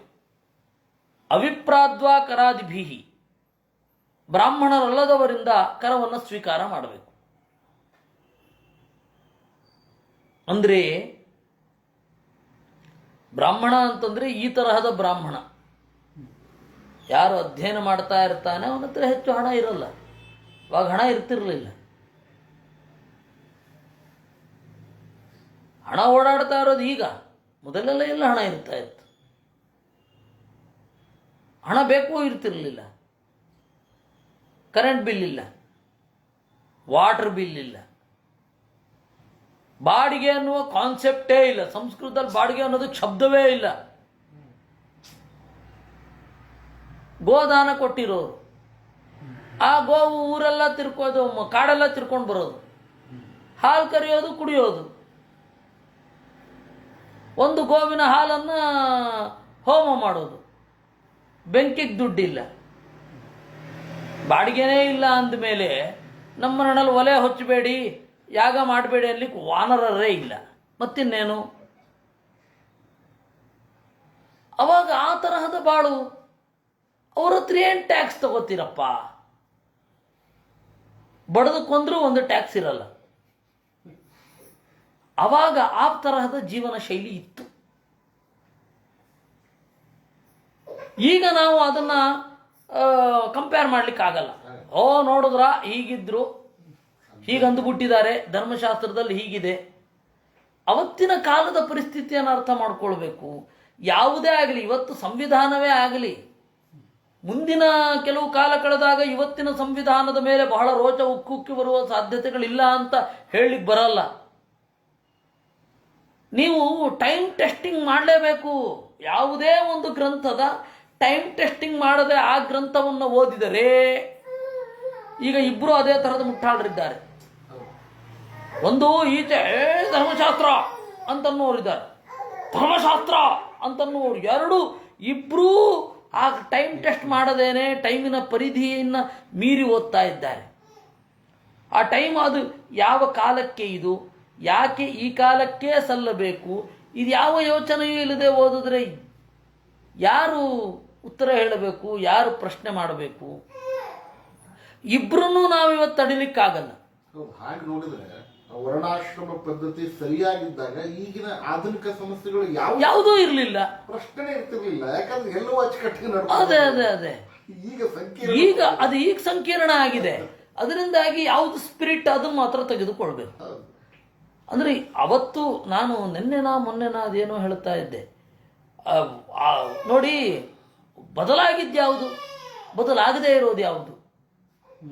ಇದು ಬದಲಾಗಿದೆ, ಇದು ಬದಲಾಗಿಲ್ಲ. ಗೋವು ಅದು ಹೀಗೆ ಬದಲಾಗಿದೆ, ಈಗ ಬದಲಾಗಿಲ್ಲ. ಅದರ ಸ್ಪಿರಿಟ್ ಅನ್ನು ತೆಗೆದುಕೊಳ್ಬೇಕು. ಇದನ್ನೆಲ್ಲ ನೋಡಿದಾಗ ಭಕ್ತಿ ಒಂದು ಹಾಗೇ ಉಳಿದಿರೋದು. ಈ ಹಿನ್ನೆಲೆಯಿಂದ ಅದನ್ನು ನೋಡಬೇಕು. ಯಾವುದೇ ಒಂದು ಗ್ರಂಥವನ್ನು ಆ ಯಾವ ಟೈಮ್ ಲಿಮಿಟ್ನಲ್ಲಿ ಬರೆದಿದ್ದಾರೆ, ಅದರ ಮೂಲಭೂತ ಅಂಶಗಳು ಎಲ್ಲಿ ತನಕ ಇರ್ತವೆ, ಇದನ್ನೆಲ್ಲ ವಿವೇಚನೆ ಮಾಡಿ ಓದಿಕೊಂಡು ಅದರಲ್ಲಿ ಉಳಿಯೋದು ಯಾವುದು, ಔಟ್ಡೇಟೆಡ್ ಆಗಿರೋದು ಯಾವುದು ಅಂತ ನೀವು ಪರಿಷ್ಕರಿಸದಿದ್ದರೆ ಅದು ಗಿಳಿಪಾಠ ಆಗುತ್ತೆ. ಇವತ್ತೆರಡೂ ಕಡೆ ಅದೇ ಪ್ರಾಬ್ಲಮ್ ಆಗ್ತಾ ಇರೋದು. ಎರಡೂ ಕಡೆ ಅದೇ ಪ್ರಾಬ್ಲಮ್. ಹೀಗಾಗಿ ಅವಿಪ್ರಾದ್ವಾ ಕರಾದಿಭಿ ಅನ್ನೋದಕ್ಕೆ ಬಂತು. ಬ್ರಾಹ್ಮಣನಲ್ಲದವನಿಂದ ಕರವನ್ನು ಸ್ವೀಕಾರ ಮಾಡಬೇಕು, ಕ್ಷತ್ರಿಯರಿಂದ ಗೆದ್ದು ಕರವನ್ನು ಸ್ವೀಕಾರ ಮಾಡಬೇಕು. ಕ್ಷತ್ರಿಯನಾಗಿದ್ದರೆ ಇನ್ನೊಬ್ಬ, ಅಥವಾ ವೈಶ್ಯರಾಗಿದ್ದರೆ ವ್ಯಾಪಾರದಲ್ಲಿ ಕರವನ್ನು ಕೊಡಲೇಬೇಕು. ವೈಶ್ಯಸ್ತು ವಾರ್ತಾವೃತ್ತಿಸ್ಯ ನಿತ್ಯಂ ಬ್ರಹ್ಮಕುಲಾನುಗ. ವೈಶ್ಯರು ದೇವರ ಮೂರನೆಯ ಮಕ್ಕಳು. ವಾರ್ತಾವೃತ್ತಿ ಕೃಷಿ, ಗೋರಕ್ಷ, ವಾಣಿಜ್ಯ, ಇವು ಮೂರು ವೈಶ್ಯರ ಕರ್ತವ್ಯ. ಯಾವಾಗಲೂ ಅವನಿಗೊಂದು ಚೌಕಟ್ಟು ಇರಬೇಕು. ಶೂದ್ರಸ್ಯ ದ್ವಿಜ ಶುಶ್ರೂಷ ವೃತ್ತಿಶ್ಚ ಸ್ವಾಮಿನೋ ಭವೇತ್ ವಾರ್ತಾ ವಿಚಿತ್ರಶಾಲೀನಂ ಯಾಯಾವರ್ಯಂ ಸುಲೋಂಛನಂ. ಇನ್ನು ಶೂದ್ರಸ್ಯ ದ್ವಿಜ ಶುಶ್ರೂಷ, ದೇವರ ನಾಲ್ಕನೆಯ ಮಕ್ಕಳಿಗೆ ದೊಡ್ಡಣ್ಣನ ಶುಶ್ರೂಷೆ ಅಷ್ಟೇ. ಅದು ಆ ಕಾಲಕ್ಕೆ ಮಾತ್ರ ನೀವು ತೆಗೆದುಕೊಳ್ಬೇಕು. ಈ ಕಾಲದಲ್ಲಿ ಮಾಡಬಾರದು ಅಂತಲ್ಲ, ಈ ಕಾಲದಲ್ಲಿ ಇದನ್ನು ಓದಿ ಅದನ್ನು ಬೈಬೇಡಿ ಅಷ್ಟೆ. ಯಾಕೆಂದ್ರೆ ಅವಾಗ ಈ ತರಹದ ವಾಣಿಜ್ಯ ವ್ಯವಹಾರವೇ ಇರಲಿಲ್ಲ. ಅಂತಹ ಕಾಲದಲ್ಲಿ ಇದನ್ನು ಹೇಳ್ತಾ ಇರೋದು ಅನ್ನೋದನ್ನು ನೆನಪಲ್ಲಿ ಇಟ್ಕೊಳ್ಬೇಕು. ಇದು ಹೇಳಿದ ಕೂಡಲೇ ನೋಡಿದ್ರ ಸಂವಿಧಾನಕ್ಕೆ ವಿರುದ್ಧವಾಗಿದೆ ಅಂತ ಅನ್ಬಾರದು. ನೋಡ್ಬೇಕು ಅದು ಯಾವ ಕಾಲದಲ್ಲಿ, ಆ ಕಾಲಘಟ್ಟದಲ್ಲಿ ಅದು ಹೌದು. 4ನೆಯ ಮಗ, ದೇವರ 4ನೆಯ ಮಗ ದೊಡ್ಡಣ್ಣನ ಶುಶ್ರೂಷೆ ಮಾಡ್ಲಿಕ್ಕೆ ಏನ್ರಿ ಇತ್ತು, ದನ ಮೇಯಿಸ್ಕೊಂಡು ಬರೋದಷ್ಟೆ. ಈ ತರಹದ ಮನೆಯದು ಇರಲಿಲ್ಲ. ದೈನಂದಿನ ಪಾತ್ರೆಗಳನ್ನು ಉಪಯೋಗಿಸ್ತಾ ಇರಲಿಲ್ಲ. ಈ ತರಹ ಅನ್ನ ಮಾಡ್ಕೊಂಡು ತಿಂತಾ ಇರಲಿಲ್ಲ. ಸಾರು, ಹುಳಿ, ಈ ಥರದ ಅನ್ನ ಇಲ್ವೇ ಇಲ್ಲ. ಬ್ರಾಹ್ಮಣರವಾಗ ಅಡಿಗೆಯೇ ಮಾಡ್ತಾ ಇರಲಿಲ್ಲ. ಹಾಲು ಹಬ್ಬಬ್ಬ ಅಂತಂದ್ರೆ ಹವಿಸ್ಸಿಗಾಗಿ ಮಾಡುವಂತಹ ಅನ್ನ ಅಷ್ಟೇ. ಈಗ ಏನು ಪಿಂಡ ಅಂತ ಕಟ್ತೇವಲ್ಲ, ಆ ತರಹದ ಅನ್ನ ಅದಕ್ಕೆ ಜೇನುತುಪ್ಪ, ಬಾಳೆಹಣ್ಣು ಮತ್ತು ಎಳ್ಳು ಇವುಗಳೆಲ್ಲ ಮಿಕ್ಸ್ ಮಾಡಿ ತಿನ್ನುವಂಥದ್ದು. ಅದರಿಂದಾಗಿ ಪಿತೃಗಳಿಗೂ ಇದೆ, ನಿಮಗೂ ಅದೇ ಅಂತ. ಈಗೇನಾಗಿ ಹೋಗಿದೆ, ಅದು ಬೇರೆ, ನಮಗೆ ಬೇರೆ ಅಡುಗೆ. ಈ ತರಹ ಹುಚ್ಚುಚ್ಚಾಗಿ ಹೋಗಿದೆ. ಅಲ್ಲಿ ಮೂಲಭೂತವಾಗಿ ಇದ್ದದ್ದು ಇದೇ ಊಟ. ಆದ್ದರಿಂದ ಅವಾಗೆಲ್ಲ ಈ ಥರದ್ದು ಇರಲೇ ಇರಲಿಲ್ಲ. ಒಂದು ವೇಳೆ ಇದ್ರೂ ಕೂಡ ಅಪರೂಪಕ್ಕೆ ಮಾಡ್ತಾ ಇರ್ತಿದ್ರು. ಅಪರೂಪ. ಯಾವಾಗಲೂ ಇದು ದಿವಸ ಬಗೆಯಾಗಿ ಮಾಡಿಕೊಂಡು ತಿನ್ನೋದು ಅನ್ನೋ ಕಾನ್ಸೆಪ್ಟೇ ಇರಲಿಲ್ಲ. ನೀವು ಯಾವಾಗ ಹೇಳಬೇಕು, ವಿಶ್ವಾಮಿತ್ರರ ಆ ಕಾಲದಲ್ಲಿ ಹೋಗಬೇಕು, ವಸಿಷ್ಠರ ಕಾಲಕ್ಕೆ ಹೋಗಬೇಕು. ನೀವು ಮೊನ್ನೆ ನೋಡ್ಕೊಳ್ಬಾರದು. ವಿಶ್ವಾಮಿತ್ರರು ವಸಿಷ್ಠರು ಕೂಡ ಸ್ನಾನ ಮಾಡಿ ಧಾವಳಿ ಉಟ್ಕೊಂಡು ದೇವ್ರ ಪೂಜೆಗೆ ಹಿಂಗೆ ಕೂಡ್ತಾ ಇದ್ರು ಅಂತ ಅನ್ಕೋಬಾರದು. ಅದಕ್ಕೆ ನೀವು ಆ ಕಾಲದ ಮಿತಿ ಇರುತ್ತೆ. ಅದಕ್ಕೆ ಈ ಪೂಜಾಕ್ರಮದಲ್ಲಿನ ಇತಿಹಾಸವನ್ನು ಹೇಳಲಿಕ್ಕೇನೆ ಪಂಚರಾತ್ರ ಹೊರಟಿದ್ದು. ವಸಿಷ್ಠರು ಬಂದು ಕೋಲ್ ತಗೊಂಡು ಮಡಿಯನ್ನು ತೆಗೆದು ಉಟ್ಕೊಂಡು ಒದ್ದೆ ಪಂಜಾವನ್ನು ಬಿಚ್ಚಿ ನೀರ್ಪಂಚೆ ಅಂತಾರೆ, ಬೈರಾಸವನ್ನು ಹಿಂಡಿ ಒಣಗಿ ಹಾಕಿ ಆ ಥರ ಎಲ್ಲ ಮಾಡ್ತಾ ಇದ್ರು ಅಂತಲ್ಲ. ಅದು ಅದರ ಕಾಲದ ಪರಿಕಲ್ಪನೆ ಇರಬೇಕು. ಅದು ಯಾವಾಗ ಹೇಗೆ ಅನ್ನೋದು. ಇವರೆಲ್ಲ ಹಾಗೆ ಅಂದ್ಕೊಂಡಿದ್ದಾರೆ. ಹೆಚ್ಚಿನ ಜನ ಹಾಗೆ ಅಂದ್ಕೊಂಡಿರೋದು. ವಸಿಷ್ಠ ವಾಮದೇವಾದಿಗಳು ಕೂಡ ಮಡಿಪಂಚ ಉಟ್ಕೊಂಡು ಬಂದು ಅದು ಮೇಲ್ಗಡೆ ಹಾಕಿ ಅದನ್ನು ಉಟ್ಕೊಳ್ತಾ ಇದ್ರು ಅಂತ. ಇನ್ನು ಈ ಇವ್ರಿಗಂತೂ ಬೇರೆಯವ್ರಿಗಂತೂ ಬೇರೆ ಕಲ್ಪನೆ. ಉದ್ದ ಗಡ್ಡ ಬಿಟ್ಟಿರಬೇಕು, ಮೇಲ್ಗಡೆ ಜಟೆ ಕಟ್ಟಿರಬೇಕು, ಅವನು ಋಷಿ ಅಂತ ಅವ್ರಿಗೆ ಆ ತರಹದ ಕಲ್ಪನೆ. ಈ ಎರಡೂ ಅತಿರೇಕದ ಕಲ್ಪನೆ. ಏನು ಮಾಡೋಣ? ಇರಬೇಕಾದದ್ದು ಇರಬೇಕು ಅನ್ನೋದು ಗೊತ್ತೇ ಇಲ್ಲ. ಅಧಾರ್ಮಿಕರಾದವರಿಗೆ ಧರ್ಮದ ಬಗ್ಗೆ ಒಂದು ಅತಿಕಲ್ಪನೆ, ಸಾಂಪ್ರದಾಯಿಕರಾದವರಿಗೆ ಧರ್ಮದ ಬಗ್ಗೆ ಅತಿಕಲ್ಪನೆ. ಯಾರಿಗೆ ಹೇಳೋಣ, ಯಾರಿಗೆ ಬಿಡೋಣ? ಅದಕ್ಕಾಗಿ ನಾವು ಸುಮ್ಮನೆ ಕೂಡೋಣ ಅಷ್ಟೇ. ಆ ತರಹ ಆಗಿದೆ ಪರಿಸ್ಥಿತಿ. ವಾರ್ತಾ ವಿಚಿತ್ರ ಶಾಲೀನಂ ಯಾಯಾವರಿಯಂ ಶಿರೋಂಚನಂ. ಬ್ರಾಹ್ಮಣರ ವೃತ್ತಿ ಏನು? ವಿಚಿತ್ರ ಶಾಲೀನಂ, ತರತರದ ಮನೆಗಳಲ್ಲಿ ಭಿಕ್ಷೆ ಬೇಡೋದು. ಅದು ಯಾಯಾವರಿಯ ಅಂತಲೂ ಕರೀತಾರೆ. ಶಿಲೋಂಚನಂ, ಅದನ್ನು ಬೇಡಲಿಕ್ಕೆ ಇಷ್ಟ ಇಲ್ಲದೆ ಹೋದರೆ ಬಿದ್ದ ಅಕ್ಕಿಯ ಕಾಳನ್ನು ತೆಗೆದು ಹೆಕ್ಕಿ ತಂದು ಊಟ ಮಾಡೋದು. ವಿಪ್ರವೃತ್ತಿಶ್ಚತುರ್ಧೇಯಂ ಶ್ರೇಯಸೀಚ ಉತ್ತರೋತ್ತರ. ವಾರ್ತಾ ಅಂತ ಹೇಳಿದ್ರೆ ಪೌರೋಹಿತ್ಯ ಇತ್ಯಾದಿಗಳು. ಅದಕ್ಕಿಂತ ಇರೋದು ಭಿಕ್ಷೆ ಬೇಡೋದು. ಭಿಕ್ಷೆ ಬೇಡೋದಕ್ಕಿಂತ ಮಿಗಿಲು ಯಾಯಾವರಕ್ಕಿಂತ ಮಿಗಿಲು ಶಿಲೋಂಚ. ಇದು ವಿಪ್ರವೃತ್ತಿ 4. ಈ ತರಹ ಬ್ರಾಹ್ಮಣರೇ ಇದನ್ನು ಮಾಡಿದ್ದಿದ್ರೆ ಈ ತರಹ ಯಾಕೆ ಬರ್ಕೋತಾ ಇದ್ರು? ವಾರ್ತಾ ಅಂತೆ ವಿಚಿತ್ರ ಶಾಲಿ ಭಿಕ್ಷೆ ಬೇಡಬೇಕು ಅಂತ. ಭಿಕ್ಷೆ ಬೇಡೋದು ಅವಾಗ ಜ್ಞಾನಿಗಳು ಮಾತ್ರ ಭಿಕ್ಷೆ ಬೇಡೋದು ಅಂತ. ಆಮೇಲೆ ಯಾರು ಜ್ಞಾನಿಗಳಲ್ವೋ, ಯಾಕೆ ಜ್ಞಾನಿಗಳು ಭಿಕ್ಷೆ ಬೇಡಬೇಕು ಅಂದ್ರೆ ಅವರಿಗೆ ಜ್ಞಾನದ ಅಹಂಕಾರ ಭಿಕ್ಷೆ ಬೇಡೋದ್ರಿಂದ ತಗ್ಗಬೇಕು ಅಂತ. ಬ್ಯಾಲೆನ್ಸ್ ಇದೆ, ಮನೋಭಾವನೆಯ ಬ್ಯಾಲೆನ್ಸ್. ಬಲದಿಂದ ಅಧಿಕರಾಗಿದ್ದೀರಾ, ಜ್ಞಾನಿಗಳಿಗೆ ತಗ್ರಿ ಅಂದ್ರು. ಒಬ್ಬೊಬ್ಬರಿಗೆ ಒಬ್ಬೊಬ್ಬರ ಅಂಕುಶವನ್ನು ಕೊಟ್ಟಿದ್ದಾರೆ. ಅದಕ್ಕೆ ರಾಜ ಮೇಲ್ಗಡೆ ಕೂತಿರ್ತಾನೆ, ಜ್ಞಾನಿ ಆದವನು ಎಷ್ಟೇ ಆದರೂ ಕೂಡ ಬಂದು ಕೆಳಗಡೆ ನಿಂತಿರ್ಬೇಕು. ಯಾಕೆಂದ್ರೆ ಅವನಿಗೆ ರಾಜಸೂಯ ಯಾಗ ಮಾಡುವ ಅರ್ಹತೆ ಇದೆ, ನನಗಿಲ್ಲ, ಕೆಳಗಡೆ ಇರ್ಬೇಕು. ರಾಜಾನಮಧಸ್ತಾದುಪಾಸ್ತೆ ಬ್ರಾಹ್ಮಣ ಅಂತ ಹೇಳಿ ಉಪನಿಷತ್ತು. ಅದರಿಂದಾಗಿ ಒಬ್ಬರಿಗೊಬ್ಬರಿಗೆ ಅಂಕುಶ ವ್ಯವಸ್ಥೆಯೇ ಕೊಟ್ಟಿದೆ. ಆಮೇಲೆ ಈಗ ಯಾರಿಗೆ ಯಾರೂ ಕೂಡ ಕಂಟ್ರೋಲ್ ಮಾಡಲಿಕ್ಕಿಲ್ಲ, ಆ ತರಹ ಆಗೋಗಿದೆ. ಈಗ ಇರೋದು ಇಂಡಿಪೆಂಡೆನ್ಸ್, ಕರೆಕ್ಟ್. ಡಿಪೆಂಡೆನ್ಸೇ ಮರೆತು ಹೋಗ್ತಾ ಇದ್ದೀವಿ. ಇದು ಒಂದು ಅಸುರರ ಲಕ್ಷಣ ಅಂತ ಕೃಷ್ಣ ಹೇಳಿದ. ಅಪರಸ್ಪರ ಸಂಭೂತಂ ಕಿಮನ್ಯತ್ ಕಾಮಹೈತುಕಂ. ನಾವೆಲ್ಲ ಪರಸ್ಪರ ಹೆಣೆದುಕೊಂಡಿದ್ದೇವೆ ಅನ್ನುವಂತಹ ಒಂದು ಮಾತನ್ನೇ ಮರೆತಿದ್ದೇವೆ. ನಮಗೇನಾಗಬೇಕು, ನಾನುಂಟು ಮೂರು ಲೋಕ ಉಂಟು ಅಂತ. ಆ ತರಹ ಅದು ಯಾರಿಗೆ ಬಂದರೂ ಅದು ತಪ್ಪೇ. ನಾವು ಸಮಾಜದ ಒಳಗಡೆ ಇದ್ದೇವೆ, ಎಲ್ಲ ಥರದವರು ಸಮಾಜದಲ್ಲಿ ಬೇಕು ಅನ್ನೋದೇ ಮುಖ್ಯವಾದ ಉದ್ದೇಶ. ಅದರಿಂದಾಗಿ 4 ಜಗನ್ಯೋ ನೋತ್ತಮಾಮೃತ್ಯಂ ಅನಾಪದಿ ಭಜೇನ್ನರ. ಜಘನ್ಯ, ಕೆಳಗಡೆ ಇರೋನು ಕೆಳಗಡೆ ಇರೋನು, ಕ್ಷತ್ರಿಯ ಆಗಿರಬಹುದು, ವೈಶ್ಯ ಆಗಿರಬಹುದು, ಶೂದ್ರ ಆಗಿರಬಹುದು, ಶಿಲೋಂಚಾದಿಗಳನ್ನು ಮಾಡಬಾರದು. ಯಾಕೆಂದರೆ ಬೇರೆಯವರ ಬದುಕಿಗೆ ತೊಂದರೆ ಆಗ್ತದೆ.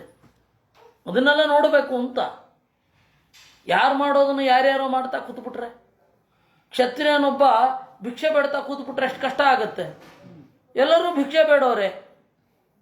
ಬುದ್ಧನ ವಿಹಾರಾದಿಗಳನ್ನು ಅಟ್ಯಾಕ್ ಮಾಡಿದ್ದು ಹೀಗೆ.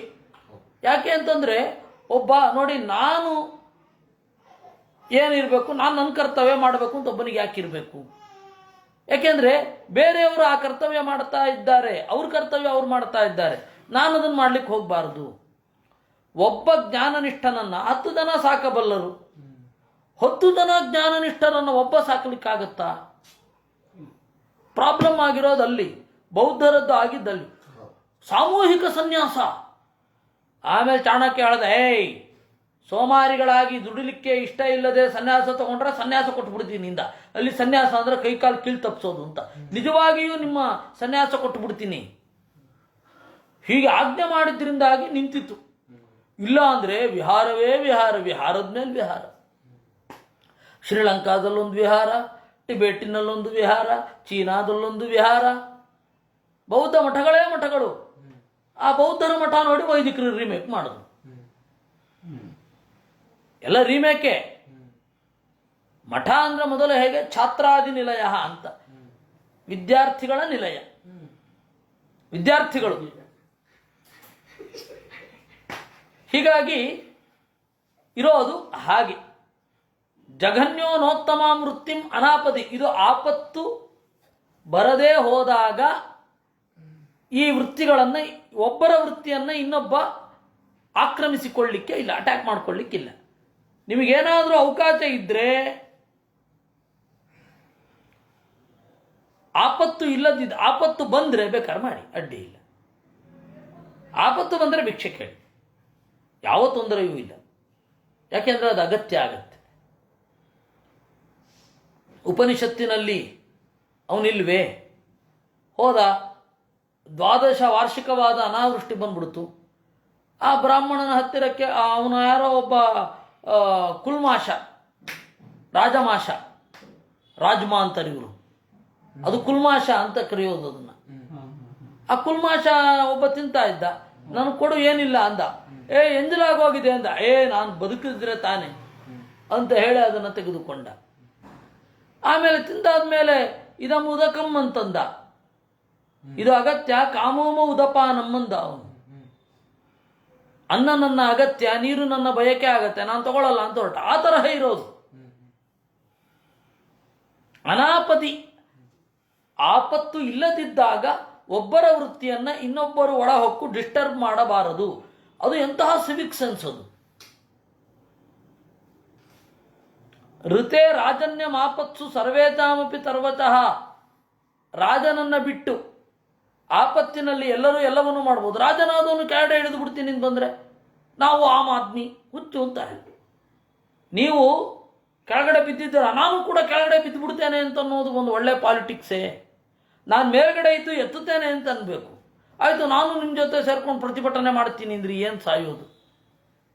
ಅದಕ್ಕೆ ಋತೆ ರಾಜನ್ಯಂ ಅಂದ್ರು. ರಾಜನನ್ನ ಹೊರತುಪಡಿಸಿ ಆಪತ್ತಿನಲ್ಲಿ ಉಳಿದ ಎಲ್ಲರಿಗೆ ಎಲ್ಲರ ಧರ್ಮವು ಅನ್ವಯಿಸುತ್ತೆ, ತೊಂದರೆ ಇಲ್ಲ. ರಾಜನನ್ನು ಬಿಡಬೇಕು, ರಾಜ ಅವನನ್ನು ಮಾಡಲೇಬೇಕು, ಆಳಲೇಬೇಕು. ಈಗಲೂ ಅದು ಜಾತಿಗಳಿಗೆ ಇಲ್ಲ, ವರ್ಣ ಅಂತ ಒಳಗಡೆ ಇದೆ, ಅದು ವರ್ಗಕ್ಕೆ ಸೀಮಿತ ಆಗಿದೆ. ಇದು ಆಳುವ ವರ್ಗ, ಎಲ್ಲ ಜಾತಿಯವರು ಆಳುವ ವರ್ಗದಲ್ಲಿ ಇರಬಹುದು, ಎಲ್ಲ ಜಾತಿಯಲ್ಲಿಯೂ ಕೂಡ ಬೋಧಕ ವರ್ಗದಲ್ಲಿ ಇರಬಹುದು, ಎಲ್ಲ ಜಾತಿಯವರು ಕೂಡ ವ್ಯಾಪಾರಿಗಳ ವರ್ಗದಲ್ಲಿ, ಸರ್ವಿಸ್ ಸೆಕ್ಟರಲ್ಲಿ ಎಲ್ಲರೂ ಇರ್ಬೋದು ಅಷ್ಟೇ. ಈಗಲೂ ಅದೇನು ಬದಲಾಗಿಲ್ಲ. ಇದನ್ನು ಇಲ್ಲ ಅಂತ ಮಾಡಿಬಿಡ್ಬೇಕು ಅಂತ ಮಹಾನ್ ಸಂವಿಧಾನವನ್ನು ಮೈ ಮೇಲೆ ಆವಾಹಿಸಿಕೊಂಡವ್ರು ಹೇಳಿದ್ರೆ ಸಂತೋಷ, ಮಾಡ್ಬಿಡು, ಎಲ್ಲ ಸಮಾನ. ಹಾಗಾಗೋದೂ ಇಲ್ಲ, ಹೆಸರು ಬದಲಿ ಮಾಡ್ಬೋದು ಅಷ್ಟೇ. ಅಷ್ಟೇ ಅಷ್ಟೇ ಅಷ್ಟೇ. ಸಿಸ್ಟಮ್ ಹಾಗೆ ಇರುತ್ತೆ, ಅದು ಇವತ್ತಿಗೂ ಹಾಗೆ ಇದೆ. ಅದರಿಂದ ಇರೋದಿಷ್ಟೇ, ರಾಜನಾದವನು ಒಬ್ಬ ಆಪತ್ತಿನಲ್ಲಿಯೂ ಕೂಡ ತನ್ನ ರಾಜತ್ವವನ್ನು ಬಿಡೋ ಹಾಗಿಲ್ಲ, ಅವನ ಕೆಲಸ ಮಾಡಲೇಬೇಕು. ನಿಮ್ದು ಎಂಥದೇ ಬಡದೇಶ ಆಗಿರಲಿ, ಹೌದಾ, ಬಡದೇಶ ಆಗಿದೆಯಾ, ಇಲ್ಲೇನು ಮಾಡೋದು ಅಂತೇಳಿ ಫ್ಲೈಟ್ ಹತ್ಕೊಂಡು ಬೇರೆ ಕಡೆ ಹೊರಟೋಗ್ಬಿಡ್ಬಾರ್ದು. ಎರಡು ದೇಶಗಳಲ್ಲಿ ನಾಗರಿಕನಾಗಿದ್ದರೆ ಈ ಪ್ರಾಬ್ಲಮ್. ಎರಡು ದೇಶಗಳಲ್ಲಿ ನಾಗರಿಕರಾಗಿಲ್ಲ, ನೀವು ಇಲ್ಲೇ ಇರಬೇಕು ಅಂದರೆ ನೆಟ್ಟಗಿರ್ತಾರೆ. ದ್ವಿಪೌರತ್ವ ಅನ್ನೋದು ಯಾವತ್ತೂ ಅಪಾಯಕಾರಿ. ಅದನ್ನ ಭಾಗವತ ಹೇಳಿದೆ, ನೆನಪಿಡಿ. ಋತೆ ರಾಜನ್ಯಂ ಆಪತ್ಸು, ಆಪತ್ತಿನಲ್ಲಿ ರಾಜನನ್ನು ಬಿಟ್ಟರೆ ಉಳಿದವರು ಎಲ್ಲ ಅವರಿಗೆ ಅನುಕೂಲವ ಆಪತ್ತಿನಲ್ಲಿ ಎಲ್ಲ ವೃತ್ತಿಗಳನ್ನು ತಗೊಳ್ಬೋದು, ರಾಜನನ್ನು ಬಿಟ್ಟು. ಅಂದರೆ ದ್ವಿಪೌರತ್ವವನ್ನು ಅಟ್ಯಾಕ್ ಮಾಡಿದ ಹಾಗೆ ತಾನೆ. ಅಷ್ಟೇ ಅಲ್ಲ, ಯಾಕೆ ರಾಜನ್ಯಂ ಋತೆ? ಒಂದು ದೇಶಕ್ಕೆ ಆಪತ್ತು ಬರಲಿಕ್ಕೆ ರಾಜನ ಕೆಟ್ಟಾಡಳಿತವೇ ಕಾರಣ. ಅವನೇ ಬೇರೆ ಕಡೆ ಎಸ್ಕೇಪ್ ಆಗಿಬಿಟ್ರೆ, ನಾವೀಗ ನೋಡ್ತಾ ಇದ್ದೇವೆ, ಇಲ್ಲಿ ಎಲ್ಲ ಆಸ್ಪತ್ರೆ ಲಗಾಡಿ ತೆಗೆಯೋದು, ಇವನಿಗೆ ಏನಾದರೂ ಅನಾರೋಗ್ಯ ಬಂತು ಅಂತಂದ್ರೆ ಬೇರೆ ದೇಶಕ್ಕೆ ಹೋಗೋದು. ಇದು ತಪ್ಪು ಅಂತ, ಇದು ತಪ್ಪು. ನೀವು ಹೀಗೆ ಮಾಡಬೇಡಿ. ನೀವು ಇಲ್ಲಿ ಎಲ್ಲ ವೈದ್ಯಕೀಯ ಶಿಕ್ಷಣವನ್ನು ಬಲಪಡಿಸದೆ, ಇಲ್ಲಿ ಎಲ್ಲ ಯಾರ್ಯಾರೋ ಅವಿವೇಕಿಗಳು ಬರಲಿಕ್ಕೆ ಅವಕಾಶ ಕೊಟ್ಟು ನಿಮಗೂ ರೋಗ ಬಂದು ಕೂಡಲೇ ವಿದೇಶ ಕೊಟ್ಟು ಹೋಗೋದು. ಹಾಗೆ ಮಾಡಬಾರ್ದು. ಅದಕ್ಕೆ ಹೇಳಿದ್ದು ರಾಜನಿಗೆ ಬಿಟ್ಟು. ಯಾಕೆಂದ್ರೆ ರಾಜನಿಗೆ ಅಂತ ಹೇಳಿದ್ರೆ ಅವನು ಈ ದೇಶಕ್ಕೆ ಆಪತ್ತು ತರೋದು, ತಾನು ಸಂಪತ್ತಿಟ್ಕೊಳ್ಳೋದು, ಬೇರೆ ದೇಶಕ್ಕೆ ಓಡೋಗೋದು ಮಾಡ್ಬಿಟ್ರೆ ಇದೇ ಪ್ರಾಬ್ಲಮ್ ಆಗೋದು. ಋತೆ ರಾಜನ್ಯ ಮಾಪತ್ಸು ಸರ್ವೇಚಾಮಪಿ ಸರ್ವಶಃ. ಇನ್ನು ಋತಾಭ್ಯಾಂ ಜೀವೇತ ಮೃತೇನ ಪ್ರಮೃತೇನವಾ. ನೋಡಿ, 4 ತರಹದ ಜೀವನ ಇದೆ. ಒಂದು ಋತ, ಇನ್ನೊಂದು ಅಮೃತ, ಇನ್ನೊಂದು ಮೃತ, ಇನ್ನೊಂದು ಪ್ರಮೃತ. ಸತ್ಯಾನೃತಾಭ್ಯಾಂ ಜೀವೇತ ನಶ್ವವೃತ್ಯ ಕಥಂಚನ. ಸತ್ಯ ಹಾಗೂ ಅನೃತದಿಂದಲೂ ಬದುಕಬಹುದು, ಶ್ವವೃತ್ತಿಯಿಂದ ಅಲ್ಲ. ಇದನ್ನು ತಿಳ್ಕೊಂಡಿರೋದಷ್ಟೇ, ಬೈಯೋದೇನಿಲ್ಲ ಇದರಲ್ಲಿ. ಇದನ್ನು ಕೇಳ್ತಾ ಇರುವವರೆಲ್ಲ ನೆನಪಿಡಿ, ಇದರಲ್ಲಿ ಬೈಯುವ ಅಂಶಗಳಿಲ್ಲ. ಅಟ್ಲೀಸ್ಟ್ ನಾವು ತಿಳ್ಕೊಂಡಿರ್ಬೇಕಲ್ಲ, ಸತ್ಯ ತಿಳ್ಕೊಂಡಿರ್ಬೇಕು. ಬೈಯೋದೇನಿಲ್ಲ, ಬೈಲೂಬಾರದು. ಯಾಕೆ ಬೈಯೋದು? ಸರಿ, ಋತಾಮೃತಾಭ್ಯಾಂ ಜೀವೇತ ಅಂದರೆ ಏನು? ಋತಂ ಉಂಚಶಿಲಂ ಪ್ರೋಕ್ತಂ. ಉಂಚಶಿಲ ಅಂದರೆ ಪಕ್ಷಿಗಳು ತಿಂದು ಬಿದ್ದಿರುವಂಥದ್ದು. ಆವಾಗ ಯಾವುದೇ ಒಂದು ಊರು ಅಂತ ಹೇಳಿದರೆ ಒಂದಿಷ್ಟು ಹೊಲಗಳಿರ್ತಿತ್ತು, ಕಾಡು ಎಲ್ಲ ಸೇರಿ. ಆಮೇಲೆ ಊರ ಹತ್ರ ಇರ್ತಿತ್ತು. ಅಂದರೆ ಒಂದು ಇಷ್ಟು ಪರಿಮಿತಿ, ಇದರಲ್ಲಿ 4 ಭಾಗ ಇರಲೇಬೇಕು ಅಂತ ಇಲ್ಲ. ನಿಮಗೆ ನೋಡಿ, ಬೆಂಗಳೂರಲ್ಲಿ ಹೊಸಕೆರೆ ಹಳ್ಳಿ ಇದೆಯಾ, ಇಟ್ಮೋಡು ಅಂತ ಒಂದು ಊರು, ಅದೇ ಯಾಕದು? ಇಟ್ಮೋಡು ಅಂದ್ಮೇಲೆ ಕತ್ತರಗುಪ್ಪೆ ಗ್ರಾಮ, ಅದೇ ಯಾಕದು? ಅಂದರೆ ಒಂದು ಗ್ರಾಮ ಅಂತ ಆದಾಗ ಇಷ್ಟು ಹರದಾರಿ ಇರಬೇಕು, ಇಷ್ಟು ಹರದಾರಿಯಲ್ಲಿ ಇಷ್ಟೇ ಮನೆ ಇರಬೇಕು. ಒಂದು ಊರು ಅಂತ ಹೇಳಿದ್ರೆ ಇಷ್ಟು ಭಾಗ ಇರಬೇಕು. ಕಾಡಿಗೆ ಒಂದು ಸ್ವಲ್ಪ, ನಾಡಿಗೆ ಒಂದು ಸ್ವಲ್ಪ, ಗೋವಿಗೆ ಒಂದು ಸ್ವಲ್ಪ, ಕೃಷಿಗೆ ಒಂದು ಸ್ವಲ್ಪ, ಈ 4 ವಿಭಾಗ ಇರಬೇಕಿತ್ತು. ಅದರಿಂದಾಗಿಯೇ ಊರು, ಗೊತ್ತಾಯ್ತಾ? ಬೆಂಗಳೂರು ಥರ ದೊಡ್ಡ ನಗರ ಯಾಕೆ ಮಾಡ್ತಾ ಇರಲಿಲ್ಲ ಅವಾಗ? ಈ ಪ್ರಾಬ್ಲಮ್ ಆಗ್ತಾ ಇತ್ತು. ಈಗ ನೋಡಿ, ಇವಾಗ ಈ ತರಹದ ಪರಿಸ್ಥಿತಿ ಇದ್ರೆ ಋತದಿಂದ ಒಬ್ಬ ಬ್ರಾಹ್ಮಣ ಜೀವನ ಮಾಡಬಹುದು. ಕೆಳಗಡೆ ಬಿದ್ದದ್ದನ್ನು ಆರಿಸಿಕೊಂಡು ಒಬ್ಬ ಬದುಕಬಹುದು. 100 ಜನ ಇರೋ ಊರಿನಲ್ಲಿ ಒಬ್ಬ ಈ ತರಹ ಬದುಕಬಹುದು. ಕಡಿಮೆ ಇರ್ತಿದ್ರು. ಇದು ಋತಂ ಉಂಚಶಿಲಂ ಪ್ರೋಕ್ತಂ. ಇನ್ನು ಅಮೃತಂ ಯದಯಾಚಿತಂ, ಅಯಾಚಿತವಾಗಿ ಬಂದದ್ದು ಅಮೃತ. ಅದೇ ಕಾಡಿನಲ್ಲಿ ತಿರುಗಿ ಹಣ್ಣನ್ನು ತಿಂದು ಬದುಕುವುದು. ಈ ತರಹ ಜೀವನ ಇರ್ತಿತ್ತು ಒಂದು ಕಾಲದಲ್ಲಿ. ಈ ಉಳಿದ ಜೀವನ ಪದ್ಧತಿಗಳು ಏನಿವೆ ಅದನ್ನು ನಾವು ನಾಳೆ ನೋಡೋಣ ಅಂತ ಹೇಳ್ತಾ ಇವತ್ತಿನ ಚಿಂತನೆಯನ್ನು ದೇವರಲ್ಲಿ ಅರ್ಪಿಸ್ತೇನೆ. ಕೃಷ್ಣಾರ್ಪಣಮಸ್ತು.